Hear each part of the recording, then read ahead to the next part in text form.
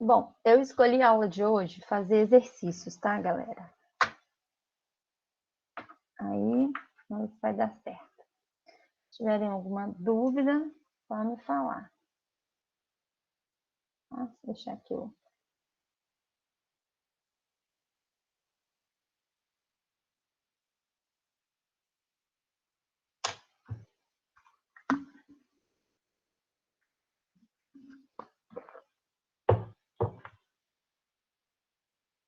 Então, vamos lá, ó. Essa semana, essa quinzena, né, nós estamos falando de escalas termométricas e de dilatação térmica, tá? Então, um resuminho de escalas termométricas. Aqui eu peguei um mapa mental, né, que uma pessoa fez sobre termometria.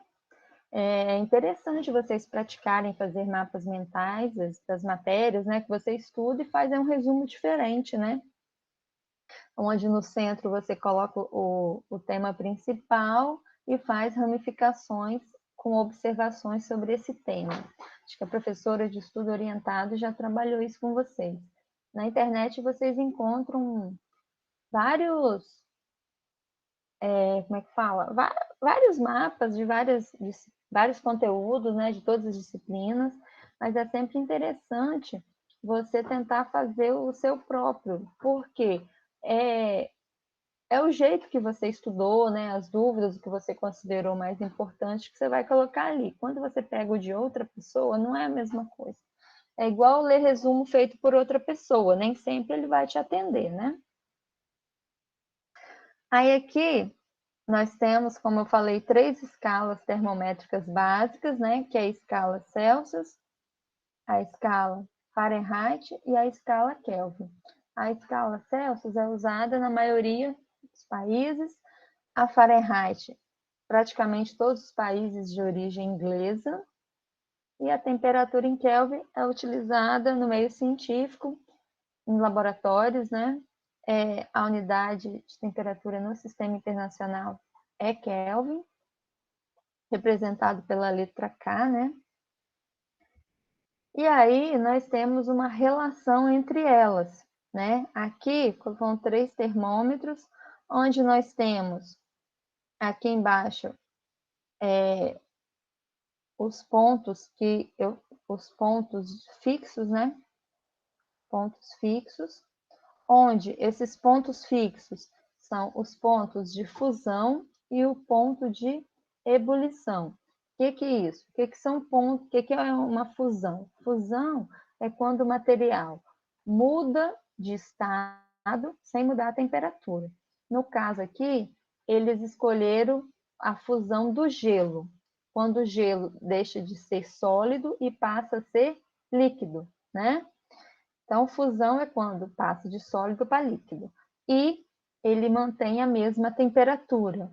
Então, no caso, quando o gelo está derretendo, naquele instante que ele está derretendo, a sua temperatura é igual, né? Ou seja, 0 graus Celsius. E pontos de ebulição, né? Também é conhecido, né? O que é ebulição? É quando o corpo muda de estado líquido para o seu estado gasoso, mas a temperatura permanece a mesma. Que, no caso aqui, foi escolhida a água. O ponto de ebulição da água a nível do mar é de 100 graus Celsius. Então, quando ela deixa de ser líquida e passa a ser vapor, naquele momento ali, ela está a 100 graus Celsius. Aquele vapor ali, né, em contato com a água, está a 100 graus Celsius. Então, aqui o ponto fixo de ebulição e aqui o de fusão, tá? E aqui eu tenho 3 termômetros na escala Celsius, na escala Fahrenheit e na escala Kelvin. Quando eu coloco aqui para a escala Celsius, né, o ponto de fusão, como é água, o gelo, 0 graus Celsius, e o ponto de ebulição, 100 graus Celsius. Se você tiver um termômetro que está marcando na escala Fahrenheit, vai ser 32 para o ponto de fusão e 212 graus Fahrenheit para ebulição.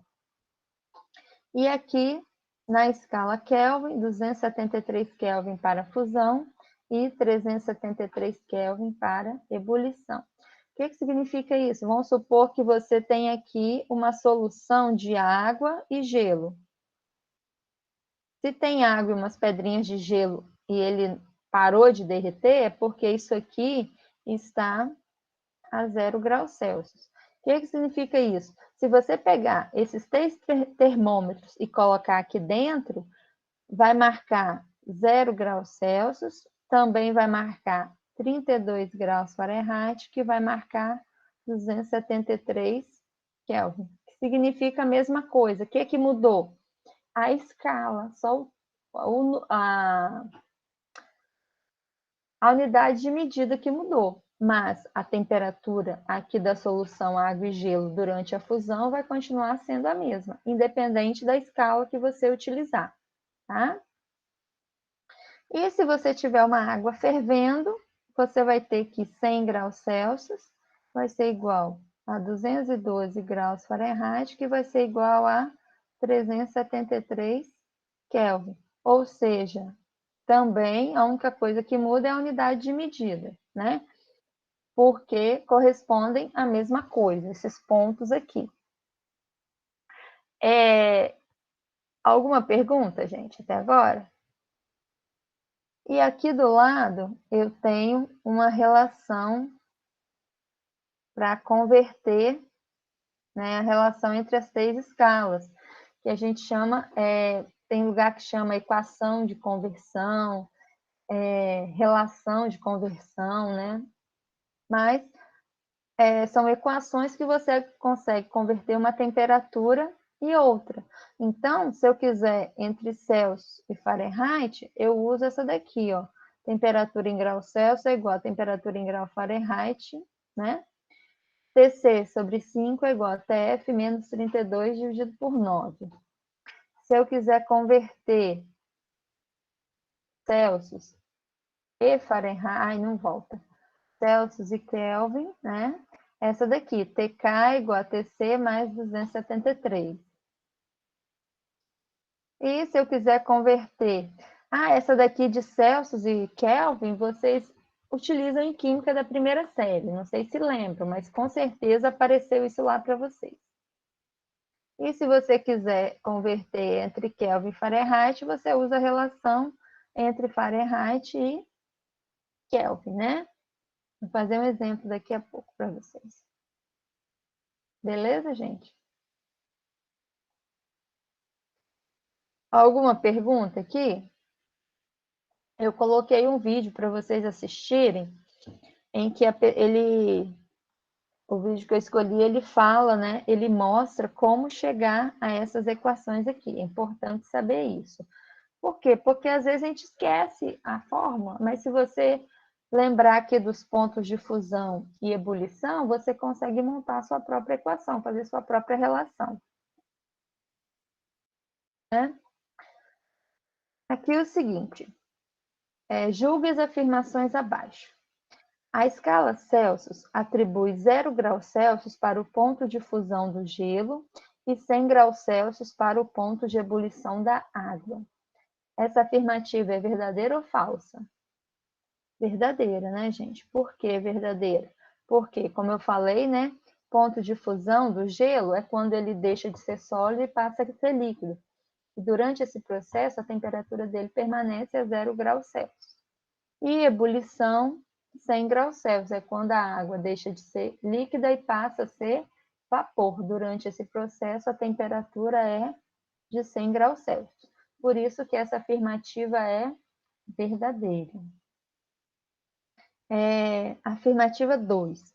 O limite inferior para a escala Kelvin corresponde a menos 273 graus Celsius. Isso aqui eu não falei lá, mas o que significa isso aqui? Deixa eu voltar aqui.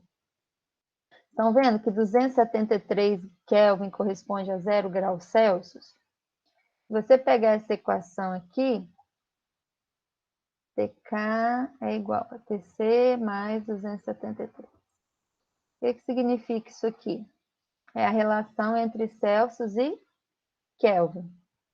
A escala Kelvin também é conhecida como escala absoluta, ou seja, a menor temperatura é o zero absoluto, que a gente não consegue atingir, né? Que seria, eles acreditavam antigamente que se você conseguisse colocar a temperatura de um corpo ao zero Kelvin, toda essa vibração das moléculas cessaria. Mas depois, com o tempo, eles descobriram matematicamente que isso não é possível, né? Então, na escala Kelvin, a menor temperatura é 0 Kelvin. Nós não temos temperaturas negativas, tá? Na escala Kelvin. Mas aí ele falou que a menor temperatura, o limite inferior para a escala Kelvin corresponde a menos 273 graus Celsius.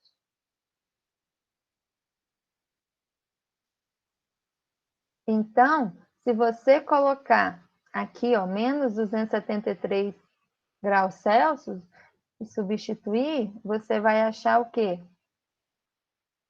Ó, menos 273 mais 273 dá quanto? Dá zero. E a afirmativa está correta. A menor escala, né? O menor número na escala Kelvin é 0 Kelvin, que corresponde a menos 273 graus Celsius. Então, a menor temperatura que se possa atingir é menos 273 graus Celsius. Mas chega-se a temperatura próxima do zero, mas zero nunca conseguiram chegar, o zero mesmo, tá? Então, essa afirmativa também é verdadeira. A terceira afirmativa fala que 1 grau Celsius equivale a 1 grau Fahrenheit. Essa afirmativa não é correta. Por quê? Vou ver se eu consigo mostrar aqui, já está bem suja aqui a minha tela, né? Olha aqui. Se você olhar na escala Celsius, para ir de 0 a 100, eu tenho o quê? 100 divisões. E na escala Fahrenheit, de 32 até 212, gente, eu tenho 180 espaços, 180 partes, como se fosse dividido em 180 partes. E aqui ele é dividido em 100 partes. Então, quando ele fala que 1 grau Celsius equivale a 1 grau Fahrenheit, isso aqui é falso. Por quê? Porque, na verdade, a variação, né, de 1 grau Celsius é a mesma coisa que a variação de 1,8 grau Fahrenheit. Por quê? Porque aqui, se você pegar um termômetro graduado na escala Fahrenheit, você vai ter 180 partes. Se você pegar um termômetro graduado na escala Celsius, vai ter 100 partes. Então, não é 1 para 1, é 1,8 para 1, né? Já se você pegar aqui na escala Kelvin, também é 100 partes. Então, aí na escala Kelvin, a variação de 1 grau Celsius é igual à variação de 1 Kelvin. Então, essa é falsa. Tem um exercício que eu pedi para vocês fazerem no livro, que é um exercício resolvido, que ele fala sobre isso, tá? Ele mostra essa relação aqui. Então, essa daqui é falsa. O livro também explica, tá lá na matéria. Então, a correta é a 1 e a 2. É a letra A, né? Outro exercício, ele fala assim, em relação ao fenômeno de equilíbrio térmico, assinale a incorreta. Lembrando, o que é equilíbrio térmico, gente? Equilíbrio térmico é quando dois ou mais corpos possuem a mesma temperatura. Então, se você colocar 3 corpos com temperaturas diferentes dentro de uma caixa isolada e tampar, daí um tempo eles vão estar em equilíbrio térmico, ou seja, com a mesma temperatura. Então, equilíbrio térmico significa mesma temperatura, né? Para que ocorra o equilíbrio térmico, ocorrem as trocas de calor. O que é isso? Calor é energia térmica em trânsito, então sempre de corpos de maior temperatura para menor temperatura. Aí ele fala aqui, ó, Letra A. O calor flui dos corpos mais quentes em direção aos corpos de menor temperatura. Correto? Tá. O equilíbrio térmico é atingido quando dois ou mais corpos encontram-se à mesma temperatura. Também está correto. O calor flui espontaneamente entre corpos com temperaturas diferentes. Pode ser esse? Pode, porque ele não deu detalhe, né? Mas o calor flui entre corpos com temperaturas diferentes. Só que tem um detalhe, né? Sempre do corpo de maior temperatura para o de menor temperatura. O equilíbrio térmico é atingido quando dois ou mais corpos recebem a mesma quantidade de calor. Daqui pode ser. Chamamos de equilíbrio térmico a situação em que um corpo não realiza mais trocas de calor, uma vez que sua temperatura é exatamente igual às vizinhanças. Aqui também está correto. Então, vocês vão analisar esses dois aqui, ó.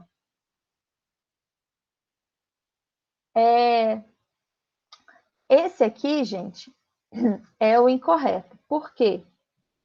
Porque ele fala assim, ó.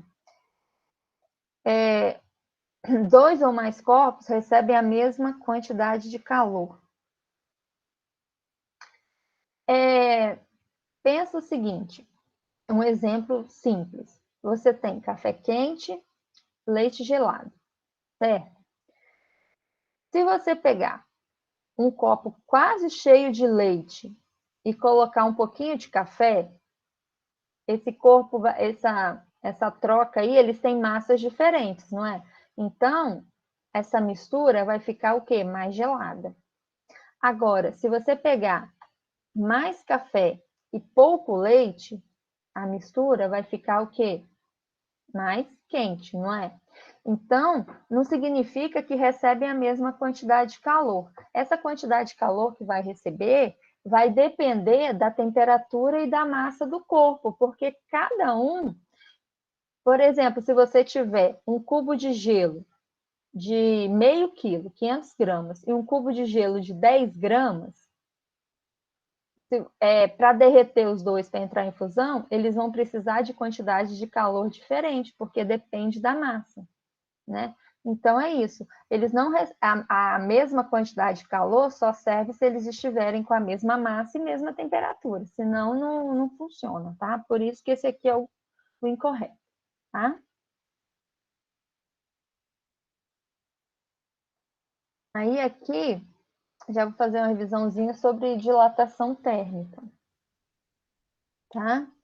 A dilatação térmica nada mais é que você aumentar ou diminuir a temperatura de um corpo. E quando você faz isso, esse corpo, consequentemente, aumenta de tamanho ou diminui. Ou seja, se você fornece energia para um corpo, as moléculas desse corpo vão ficar mais agitadas, consequentemente, ele vai aumentar de tamanho. Se você diminui a temperatura do corpo, as moléculas desse corpo vão ficar o quê? Menos vibrante, né, de vibração vai diminuir, consequentemente, ele vai diminuir de tamanho, tá? Isso que é a dilatação. Aí aqui, ela pode ser vista, aqui eu coloquei nos sólidos, em uma dimensão, em duas ou em três dimensões. Quando ela for linear, aqui eu coloquei, só estou interessada no comprimento dela, né? Então, eu tenho um comprimento inicial, eu tenho uma temperatura inicial, e aí eu aumento a temperatura, consequentemente, ela vai aumentar de tamanho. Esse tanto que ela aumentou, nós chamamos de ΔL, que significa a dilatação dela. ΔL é o quê? Comprimento final menos comprimento inicial, ou seja, tamanho na temperatura T menos o tamanho dela na temperatura inicial. Aqui é porque eu peguei da internet isso aqui, ele usa θ para temperatura, mas nós usamos T, tá bom? Se quiser em duas dimensões, é área, né? Aumenta a temperatura, consequentemente, aumenta a área. Tá aqui o desenho do ΔA. E se for volumétrica, né, a mesma coisa. O tanto que esse corpo vai aumentar ou diminuir vai depender do material que ele é feito. Tem materiais que sofrem uma dilatação maior, que a gente fala, e outros menores. E essa característica é chamada de coeficiente de dilatação, né? Alfa significa coeficiente de dilatação linear. Beta, coeficiente de dilatação superficial, que é igual a 2 vezes alfa. E gama, coeficiente de dilatação volumétrica, que é igual a 3 vezes alfa, né? Porque é 3 dimensões. Então, cada material tem seu coeficiente de dilatação. E ele é fixo, ele é tabelado, né? Normalmente, você encontra a tabela do linear, e aí, se você tiver em superfície ou volume, você multiplica por 2 ou por 3. Se vocês olharem, as equações são todas parecidas, a lógica dela é a mesma. O que vai mudar é que ele usa L para comprimento, A para área e V para volume, tá bom? Aí aqui eu coloquei um exercício, né? Pra gente fazer.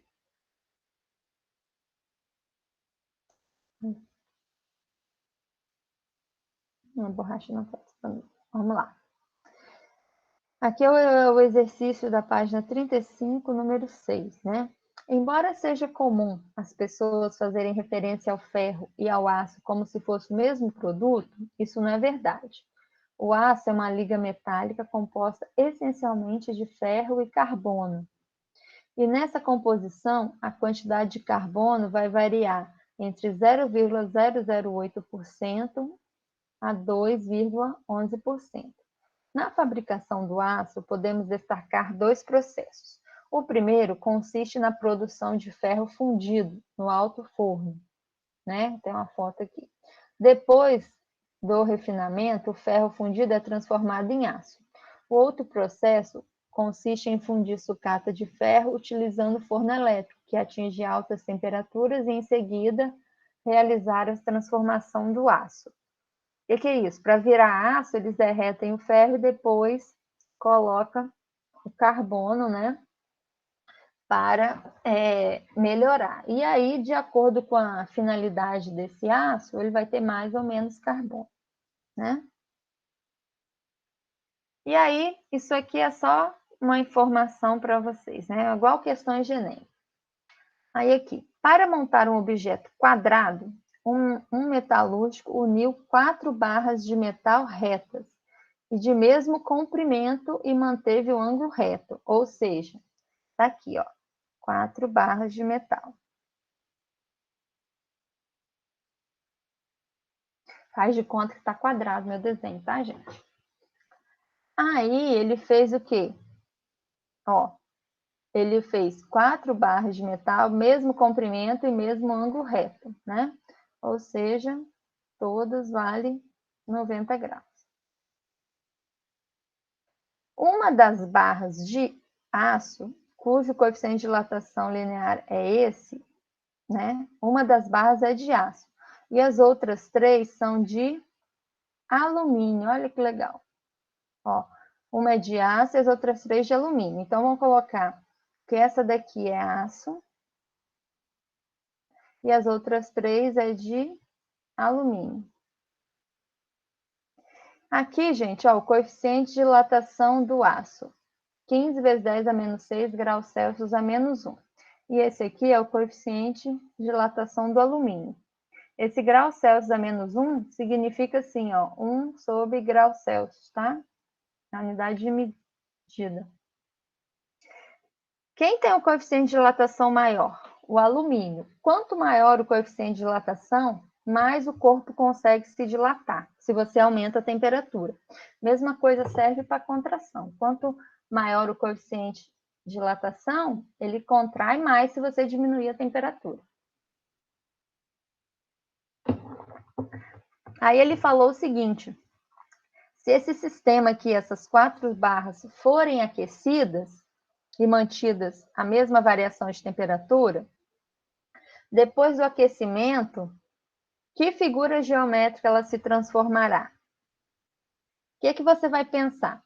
Se o alumínio dilata mais que o aço, significa o quê?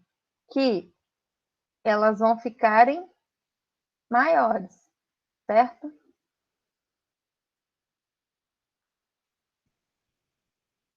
Elas vão se dilatar mais. Consequentemente, no final, meu quadrado não ficará mais quadrado. Ele vai virar o quê? Um trapézio isósceles, tá? Essa aqui é uma questão que não tem conta, mas que vocês precisam saber um pouquinho de teoria para poder fazer. Alguma pergunta? E aí, gente, esse tipo de questão vocês vão encontrar várias parecidas. Esse aqui, né? Ele deu que 3 de alumínio e 1 de aço. Ele pode fazer o contrário, ele colocar 2 de aço, 2 de alumínio. Então, isso aí vai depender do tipo de problema que coloca, né? Do autor da questão. Ela é mais para vocês verem, saberem, né? A questão da dilatação, o coeficiente de dilatação. Quanto maior o coeficiente de dilatação, mais esse corpo consegue se dilatar.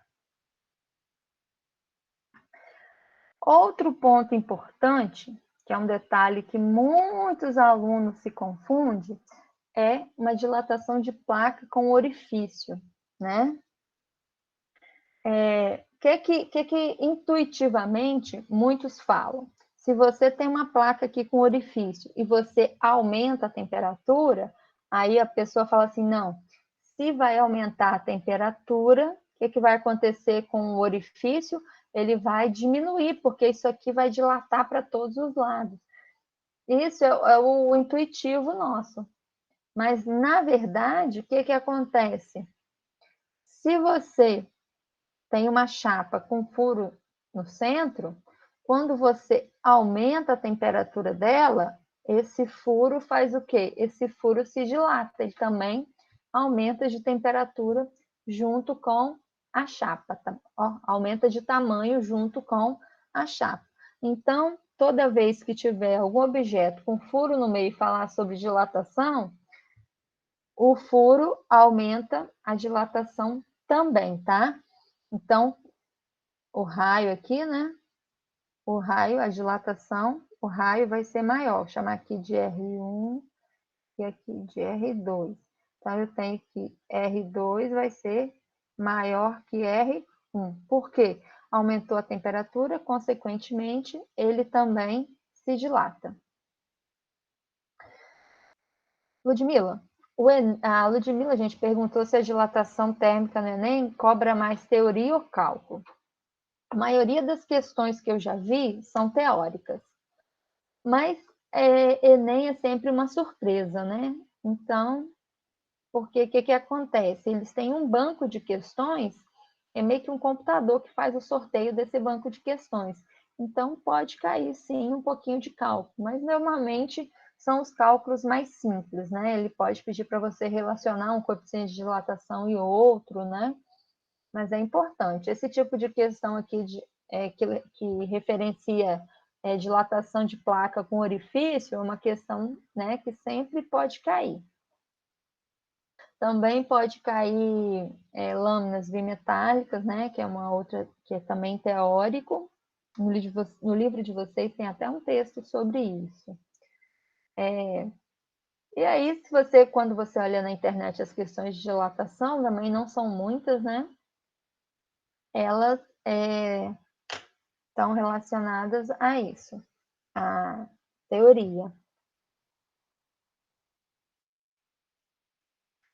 Tem um site, e agora, qual o nome dele? Eu vou procurar e mandar para vocês, agora eu esqueci. Que ele é interessante, é que ele traz a porcentagem, né, de cada conteúdo, quantas questões já caíram até hoje, né? Vocês acham isso em vários lugares na internet, mas esse site eu achei legal que ele mostra isso e também ele dá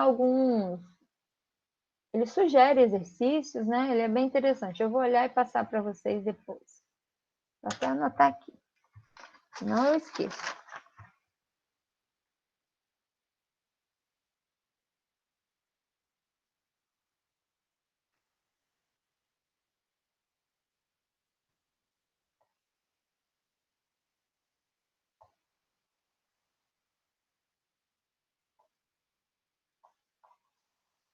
Aí eu coloco para você depois, Ludmila.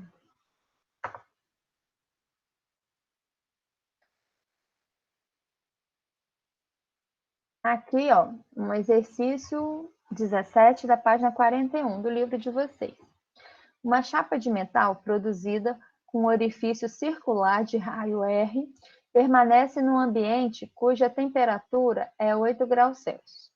Ao aquecer a chapa a temperatura de 60 graus Celsius, o que ocorreu com o diâmetro do orifício? Quer saber o que aconteceu com o furo, né? O orifício aumentou, diminuiu. Aí, primeiro, permaneceu inalterado. Falso, porque ele foi de 8 graus Celsius para 60 graus Celsius, né? Aumentou com o aumento de temperatura. Então, esse aqui é verdadeiro. Vamos ler os outros? Diminuiu com o aumento de temperatura. Falso. Esse aqui, muitos alunos respondem esse, tá? Porque é intuitivo, mas na verdade é esse aqui. O orifício não contém metal, logo o diâmetro não aumenta. Independente se tem metal ou não, gente, quando você aquece, o material ocorre sim uma dilatação. Só que alguns materiais a dilatação é maior e outros materiais a dilatação é menor. Então, esse aqui também é falso. Então, o verdadeiro é a letra B, né? Com aumento de temperatura, o diâmetro do orifício também aumenta, né? Que é esse caso aqui que eu mostrei para vocês. Sim? Tá bom. Agora eu vou passar para o outro.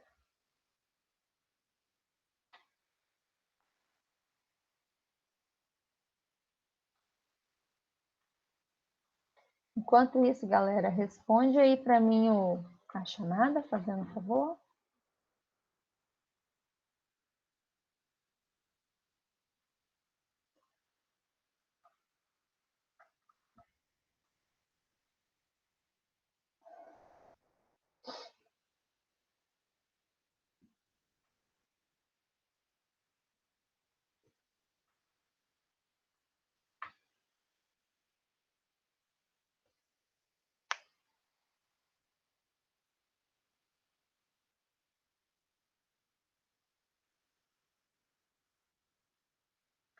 Gente, eu sei que não está fácil, mas eu recomendo que vocês dêem uma olhada no livro, tentem fazer os exercícios, tá? Porque é muito importante, ainda mais já o conteúdo da segunda série. Importante para vocês.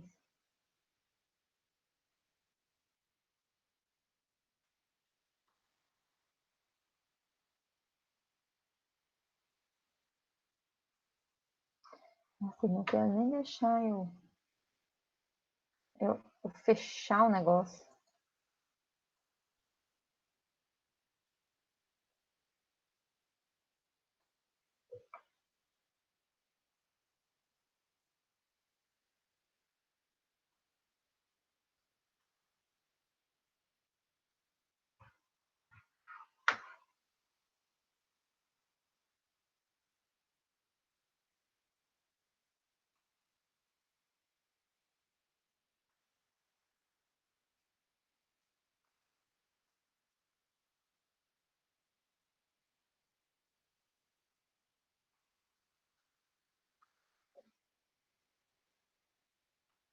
Estou só abrindo aqui de novo, tá, gente? Ele não quer deixar eu compartilhar.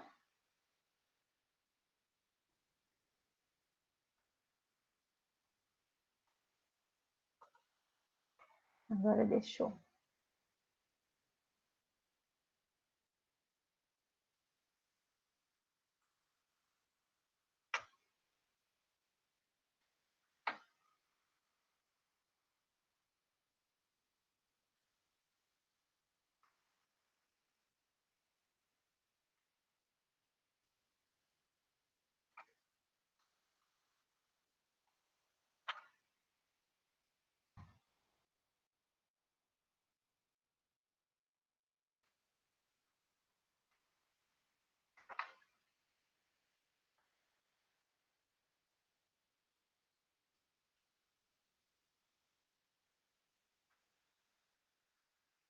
Terminaram aí, galera, de responder?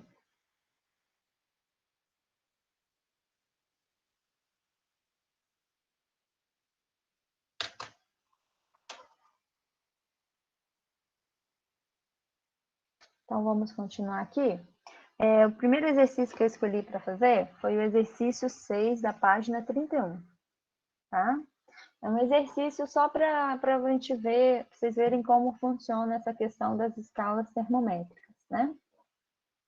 Ele falou o seguinte: a temperatura interna de uma caverna varia de 17 graus Celsius a 21 graus Celsius. Em determinado dia, a caverna de Santana, localizada na cidade de Apiaí, São Paulo, apresentou uma temperatura de 20 graus Celsius. Aí ele falou o seguinte: que valores assinalariam dois termômetros, um graduado na escala Fahrenheit e outro na escala Kelvin, situados no interior da caverna? Ou seja, se você tivesse um termômetro lá na escala Fahrenheit e outro na escala Kelvin, né? Quanto que estaria marcando naqueles termômetros? Porque na escala Celsius, esse termômetro marca 20 graus Celsius. Esse aqui, gente, ó, uma caverna varia a temperatura interna entre 17 e 21 graus, é mais para contextualizar o problema, que vale essa daqui. Lembrando que é importante vocês usarem temperatura sempre com letra maiúscula, tá? Porque quando a gente usa temperatura com letra minúscula, pode confundir com tempo. E vai ter um momento que vai misturar temperatura e tempo. Lá em termodinâmica. Como que vocês vão fazer isso? É só usar a relação entre a escala Kelvin e a escala Celsius, né? Então, primeiro ele quer saber quanto vale essa temperatura em grau Fahrenheit e quanto vale na escala Kelvin. Aí, primeiro, a relação entre grau Celsius e grau Fahrenheit. Qual a equação que me dá a relação entre essas duas? Essa daqui, ó. Temperatura em graus Celsius dividido por 5 é igual a temperatura em grau Fahrenheit menos 32 dividido por 9. Essa é a relação entre essas duas temperaturas. E aí, vocês vão fazer o quê? Vocês vão substituir o 20 aqui no TC, né? Então, vai ficar 20 sobre 5 é igual TF menos 32 dividido por 9. Vocês podem simplificar 20 e 5, mas aqui eu não vou simplificar porque eu quero mostrar a questão quando vocês fazem a conta, né? Isso aqui é uma igualdade de frações e aí vocês só multipliquem cruzados, né? Então fica 5 vezes, aí abre parênteses, TF menos 32 é igual a 20 vezes 9. Por que colocar o parênteses? Aqui é um erro que os alunos cometem muito na hora de fazer conversão. Ele não coloca parênteses, ele multiplica 5 vezes TF e esquece de multiplicar os 5 vezes 32. Aqui tem que aplicar a propriedade distributiva, né? Então, 5 vezes TF, 5 TF, mais vezes menos, menos, 5 vezes 32. Então, 5 TF menos 5 vezes 32 dá 160 e 20 vezes 9 dá 180. Quero saber o valor de TF, você vai isolar. O menos 160 passa para o outro lado, mais 160. 160 mais 180 dá 340. Quero saber o valor de TF, não é? O 5 está multiplicando, ele vai passar para o outro lado o quê? Dividindo. Então, TF vai ser igual a 340 dividido por 5, 68 graus Fahrenheit.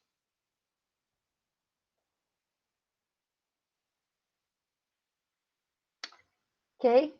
Difícil? Não, né, gente? É só questão de matemática aqui. Muitos alunos têm muita dificuldade nisso aqui por causa dessa equação aqui. Eles se perdem nessa equação. Por isso que é importante praticar um pouquinho, tá? E depois ele quer ela em Kelvin, né? Celsius e Kelvin.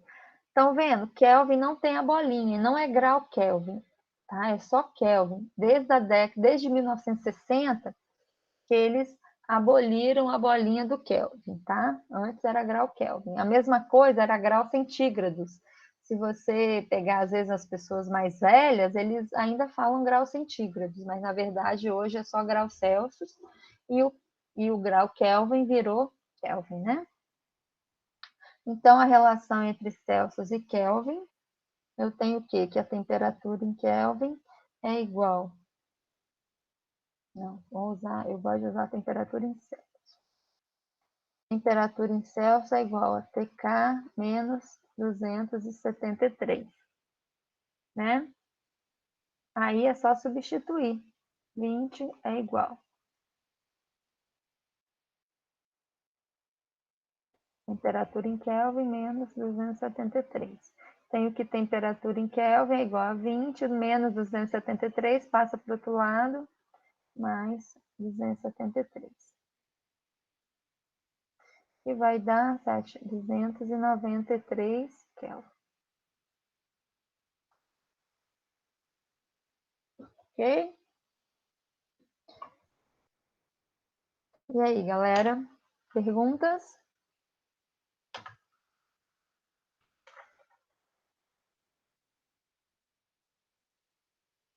Não? Então, deixa eu pegar mais uma questão aqui no livro.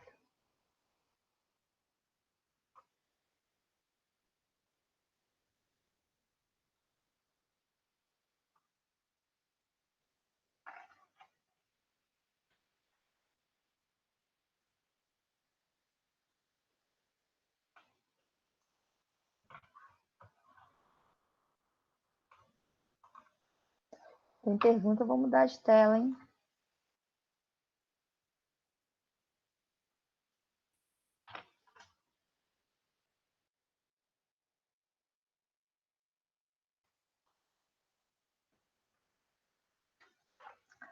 Esse aqui também é um exercício legal. Um viajante, ao desembarcar no aeroporto de Londres, observou que o valor da temperatura do ambiente na escala Fahrenheit era o quíntuplo do valor da temperatura na escala Celsius. Qual o valor dessa temperatura na escala Celsius? Aqui lembra aqueles exercícios do ensino fundamental, né? Quando fala, o triplo do número é igual a não sei o quê. Tá aqui, ó. Falou, ó, o valor da temperatura ambiente na escala Fahrenheit era o quíntuplo do valor na escala Celsius. Então, a temperatura na escala Fahrenheit era igual a 5 vezes o valor da temperatura na escala Celsius. Então, ele quer saber qual o valor da temperatura na escala Celsius. Essa é a pergunta dele. Como que você vai fazer isso?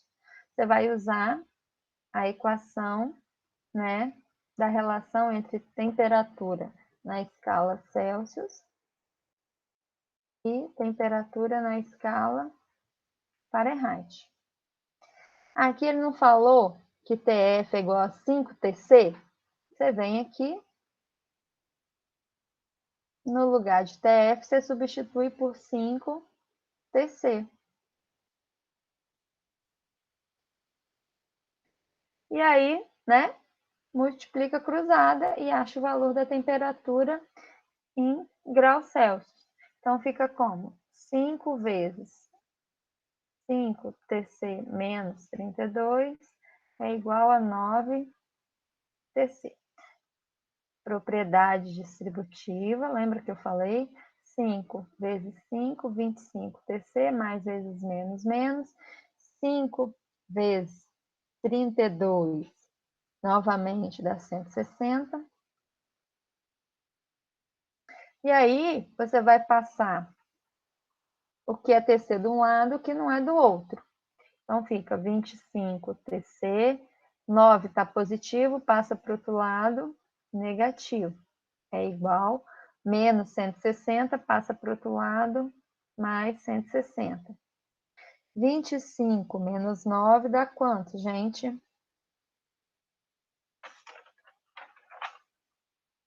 25 menos 9 dá quanto? 5, 16, né? É igual a 160. TC vai ser o quê? 160 dividido por... Tá certo? Tá certo. Quando dá 160 por 16, dá 10 graus. Ou seja, a temperatura em Londres era de 10 graus.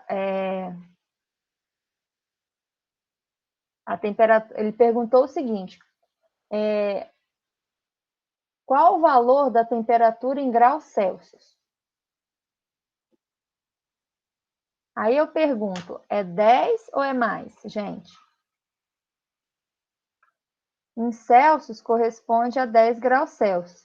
Em Fahrenheit corresponde a quanto? 50 graus Fahrenheit. Ou seja, lá estava bem gelado, né? Deixa eu ver aqui. No livro é uma questão objetiva.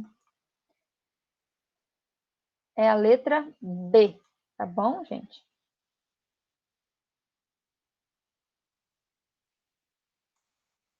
No livro de vocês é a letra B, a correta. Porque eu não copiei aqui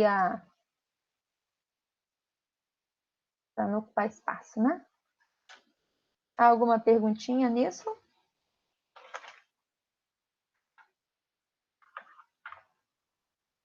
Vocês podem passar um pouquinho das 10, gente?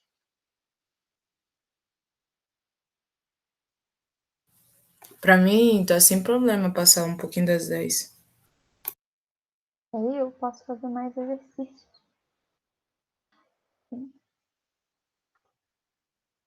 Eu quero fazer um exercício agora de dilatação.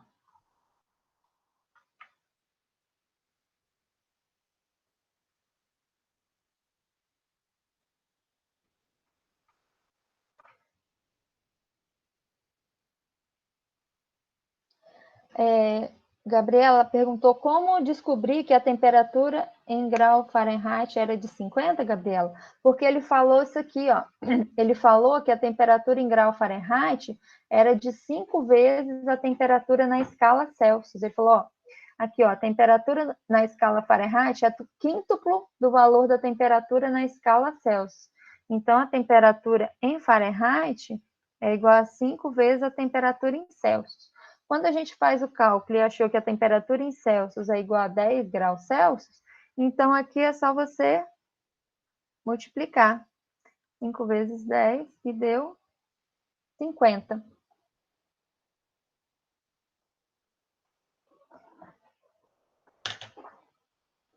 Posso mudar de tela, gente? Vou pegar isso aqui.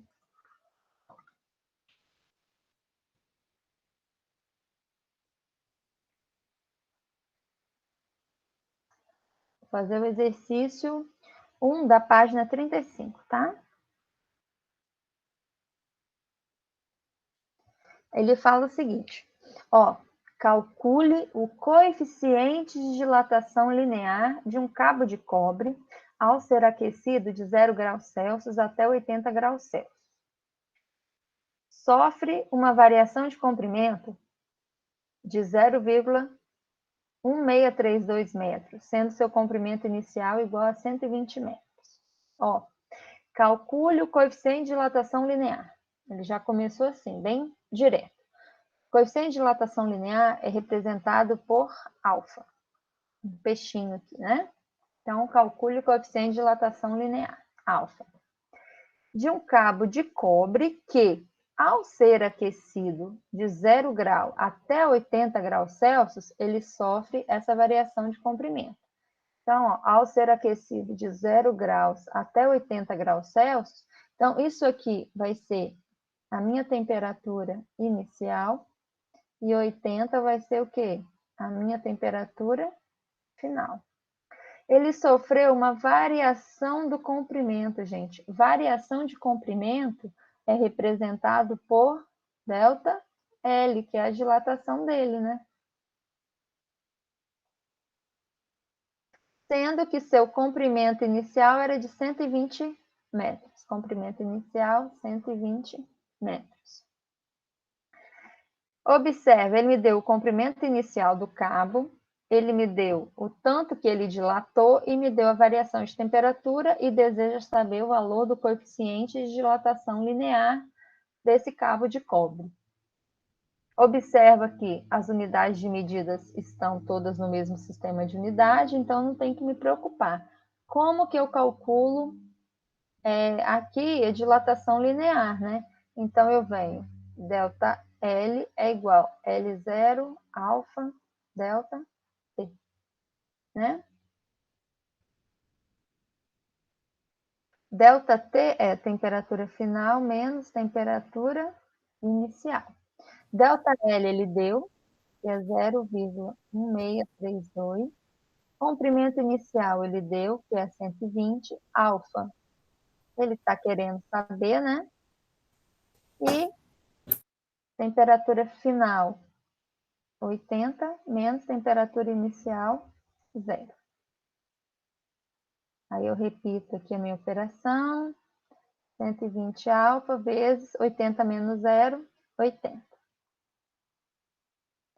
120 vezes 80, eu já fiz aqui, dá 9.600 alfa. Certo? Alguma pergunta, gente? Quero saber o valor de alfa, não é? O 9.600 está multiplicando, ele vai passar para o outro lado, dividindo. Muita atenção, que tem aluno que sempre acha que é o maior dividido pelo menor, mas não, tá? É sempre quem está multiplicando, na hora que passa para o outro lado, vai fazer a operação inversa, ele vai dividir. Quando você faz essa conta, você vai achar 0,1, 2, 3, 4, 17. Então, o alfa do cobre vai ser 17 vezes 10 a menos 6 graus Celsius a menos.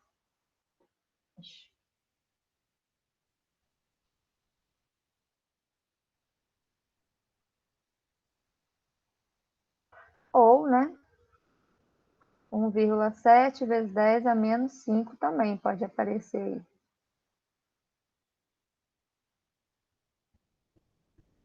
E aí?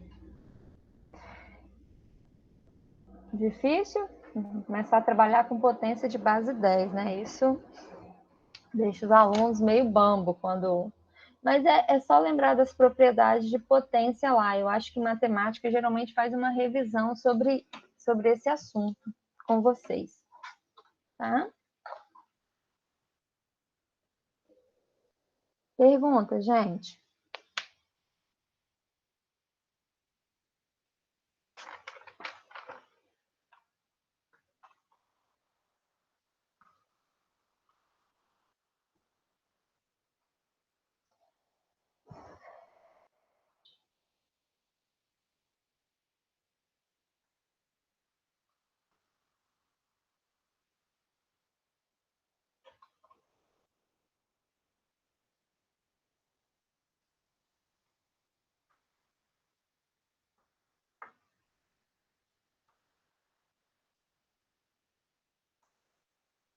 Ó, deixa eu ver se tem pergunta aqui que eu vou...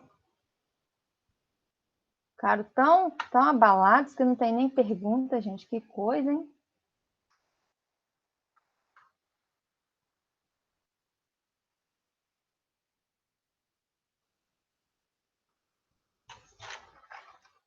Vamos fazer outro, então. Esse aqui é da página 37. É o 9 da página 37. Esse aqui ele fala o seguinte. Um disco homogêneo, de forma circular, de raio 20 milímetros, foi aquecido, sendo sua temperatura variada de 8 graus Celsius até 108 graus Celsius. Determine a dilatação superficial desse disco. Dilatação superficial é delta A. né? Alguns livros trazem ΔS, tá? Aí, gente, vamos tirar as informações, né? Um disco de raio 20 milímetros. Temperatura inicial 8 graus Celsius até a temperatura de 108 graus Celsius. Aí ele deu o coeficiente de dilatação do aço. Esse alfa é coeficiente de dilatação linear, né? É 1,5 vezes 10 a menos 5 graus Celsius a menos 1. Então, se ele está falando de superficial, ele está falando de área. Então, é beta. Beta é igual a 2 vezes alfa. Então, o nosso beta vai ser o quê? 3 vezes 10 a menos 5. Né?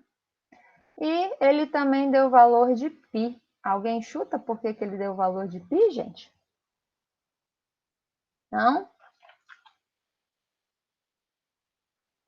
Veja bem, ele não falou que tem um disco de forma circular? Como é que eu calculo a área do círculo?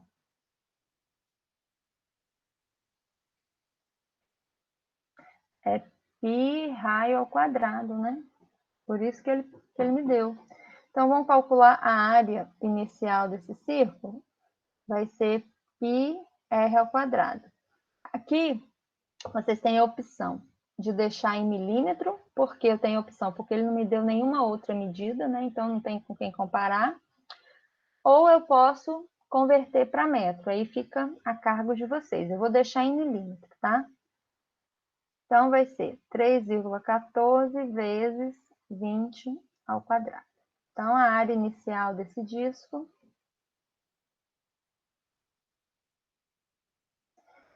o alfa você só usa quando for dilatação linear. Se for superficial, você tem que multiplicar ele por 2, porque o alfa é uma característica do material, é um valor fixo, ele é tabelado, é uma constante, o alfa. Para cada material, você tem um valor diferente. Então, quando ele fala coeficiente de dilatação, ou seja, é o tanto que aquele material consegue se dilatar a cada 1 grau Celsius. Você pode ver que ele é um valor bem pequeno. E ele é usado em alfa, se for dilatação linear, né? Deixa eu mostrar aqui, voltar aqui. Ó, ele é usado alfa, se for dilatação linear. E se for dilatação superficial, ele vai usar o beta, né? Que é para o coeficiente de dilatação superficial. Entendeu? Ele é um valor fixo que vai dizer o quanto que esse material dilata. Cada material tem seu próprio coeficiente de dilatação. Isso foi descoberto, foi feito em laboratório, de acordo com as características de cada material. Tudo bem, Gabriela? E aí, você usando ele, você vai aprender só fazendo mais exercício, que aí você vai tendo familiaridade, né? Vai aceitando a situação. Aqui, ele quer a dilatação superficial do disco. A dilatação superficial é o ΔA. Mas para eu calcular ΔA, eu preciso saber qual a área inicial desse disco. A área inicial desse disco, o problema não deu, mas ele me deu como calcular, né? Porque ele falou que é um círculo de raio 20 milímetros. Então, eu utilizo a área do círculo, a fórmula da área do círculo, para encontrar a área inicial desse disco. Então, a área inicial dele vai ser de... Quando você multiplica isso aqui, você vai achar 1.256 milímetros quadrados de área. A área inicial desse disco de aço. Mas eu quero saber a área inicial? Não, eu quero saber ΔA. Então, como que eu calculo ΔA? ΔA vai ser área inicial, beta, ΔT, que é a equação para calcular a dilatação superficial, né? Quero saber ΔA. A área inicial eu achei aqui, que é a área do disco. Beta, ele me deu, né? Que ele me deu alfa, então, consequentemente, eu sei beta. 3 vezes 10 a menos 5. Variação de temperatura. Quanto que dá a variação dessa temperatura aqui? Gente, já vamos colocar direto. Quanto que dá essa variação de temperatura aqui? Meu ΔT aqui vai ser quanto? 108 menos 8, né? Que vai ser 100. Então, eu já vou colocar aqui 100 graus Celsius. Quando você multiplica isso tudo, você vai achar, ó, você pode multiplicar. Você pode fazer uma manipulação matemática para facilitar a sua situação. Ó. 100 é a mesma coisa que 10 ao quadrado. Multiplicação de potência de mesma base. Repete a base e subtrai os expoentes. Vai ser o quê? 1.256 vezes 3 vezes 10. 5 menos 2, menos 3.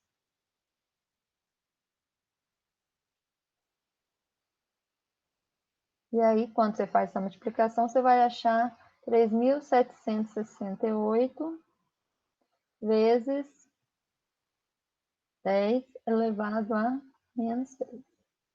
Então, meu ΔA vai ser igual a 3,768 milímetros quadrados. Essa é a dilatação do disco.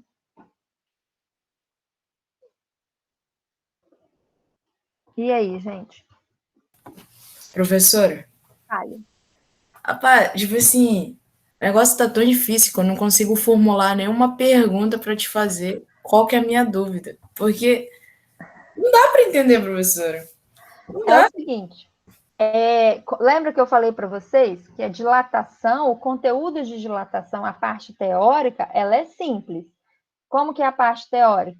Se você aumenta a temperatura, você aumenta o tamanho do objeto. Se você diminui a temperatura, você diminui o tamanho do objeto. Vocês viram que eu fiz uma questão teórica que não foi difícil?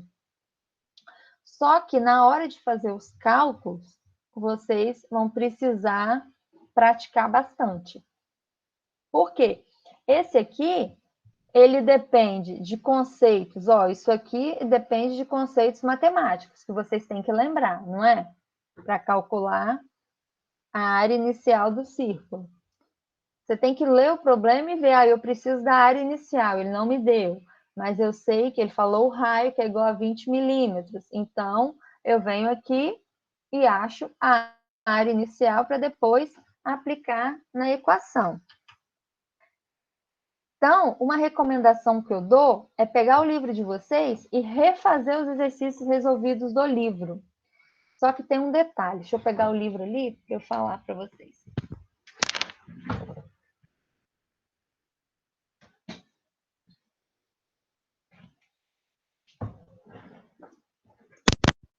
O detalhe aqui no livro de vocês é o seguinte.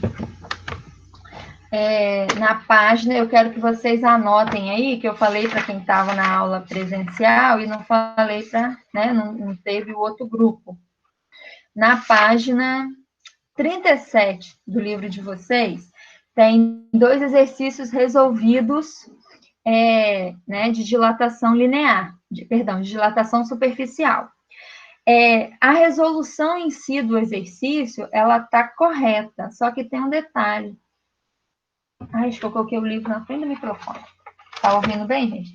A resolução em si está correta, só o raciocínio. Só que quando a substituição dos números, eu não sei o que aconteceu, que as contas estão feitas erradas, o final das contas estão erradas, né? Então, os valores não conferem. Então, vocês têm que ficar atentos a isso. É o exercício resolvido 4 e 5 da página 37. O resultado final não confere com o do livro. Mas o raciocínio da equação tá ok. Vocês também têm vários sites na internet que vocês conseguem, né,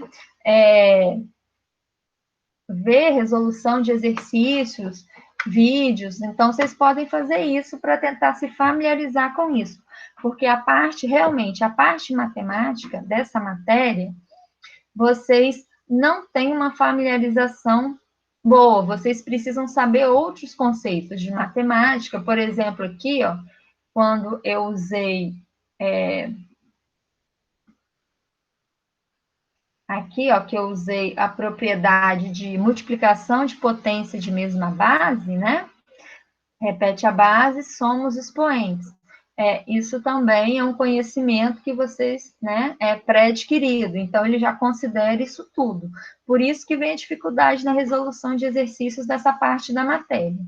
Mas eu tenho certeza que se vocês pegarem vídeos com exercícios resolvidos, vocês vão conseguir entender essa parte, porque é só praticando, tá, gente? Não adianta, eu posso ficar fazendo.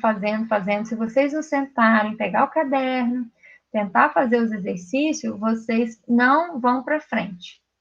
Tá? Essa é a recomendação sobre essa matéria. Eu sei que eu reconheço que vocês sentem muita dificuldade na parte de cálculo. Se vocês olharem os exercícios teóricos, não são difíceis, né? Porque ele é conceitual e basicamente todos têm o mesmo raciocínio.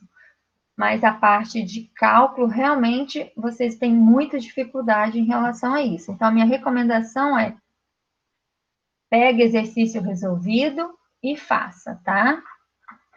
Muito importante. Pode falar, gente. Você tinha comentado isso daí na sala de aula comigo lá, aquela vez que você tinha falado